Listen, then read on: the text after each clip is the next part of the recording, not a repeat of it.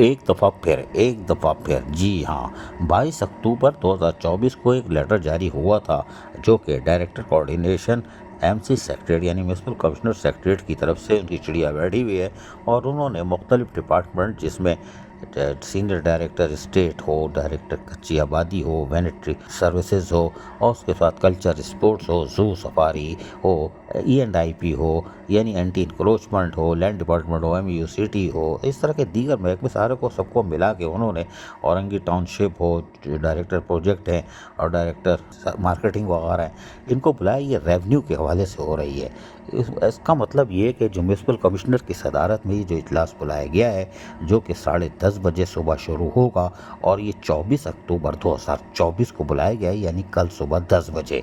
माशाल्लाह माशाल्लाह। अगर आपको याद हो तो इससे पहले भी एक इजलास हुआ था, उसमें भी रेवेन्यू के हवाले से तफसीली तौर पर मालूम करने की कोशिश की गई थी और उसमें भी इंडियन ATM मशीनें भी बैठी हुई थी। लेकिन उस इजलास के बाद यकीनी तौर पर सीनियर डायरेक्टर कच्ची आबादी जो कि हेलीकॉप्टर थे, जी हाँ हेलीकॉप्टर थे, जो लांडी टाउन से फरार होकर यानी कि लोकल गवर्नमेंट के आशीर्वाद के बाद कौंसल का मुलाजिम 124 की शेख जो कानून है बल्दियाती कवानीन उस पर लानत भेज के वो पहुंच गया था बल्दी उस्मा कराची और यकीनी तौर पर 19 ग्रेड है उनका जो कि हेलीकॉप्टर है। एक तो भर्ती जाली, प्रमोशन जाली और उसके बाद 124 बल्दियाती कवानीन की तौहीन बेहुरमती करके वो बैठे थे और इस इजलास के अंदर जबकि वो सस्पेंड थे, जी हाँ मअतल थे। Additional chief secretary local government ने उनको सस्पेंड किया हुआ था लेकिन वो भी इस इजलास में बैठे थे, इस इजलास की कार्रवाई में। और उसके बाद हमने निशानदेही की थी तो उसके बाद उनको हटा दिया गया था, फारिग कर दिया गया था, लेकिन पसे पर्दा कुछ दिन वो सीट पर बैठे रहे। पता नहीं क्या हुआ, लेकिन एडिशनल चीफ सेक्रेटरी ने क्या नोटिस लिया हमें नहीं मालूम।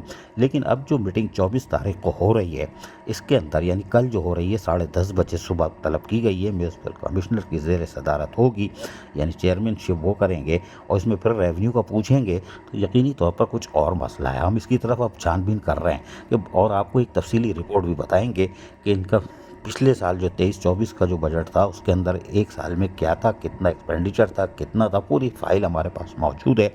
उसमें हैरानकुन तौर पर बजट जो बनाया गया था उसमें क्लिक, ADP और सारी चीज़ें उनके भी फंड शामिल किए गए थे, लेकिन बहरहाल वो अलग बहस है।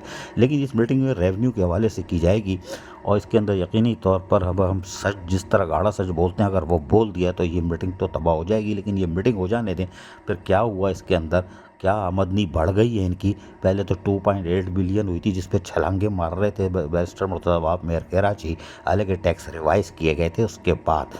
हालांकि इनको 8 बिलियन की रिकवरी चाहिए, 8 बिलियन की। अगर वो भी नहीं कर सकते तो ये ATM मशीनें फिर किस काम की हैं, तो आप सब समझ जाओ ATM मशीनें किस काम की हैं। अजीज़ आरिफ, KBS बल्दियाती न्यूज़ कराची। ऐसी ही खूबसूरत वीडियोस फ्यूचर में हासिल करने के लिए रेड बटन पर क्लिक करके और बेल आइकॉन को प्रेस करके हम सबके सब्सक्राइबर बनना मत भूलिए।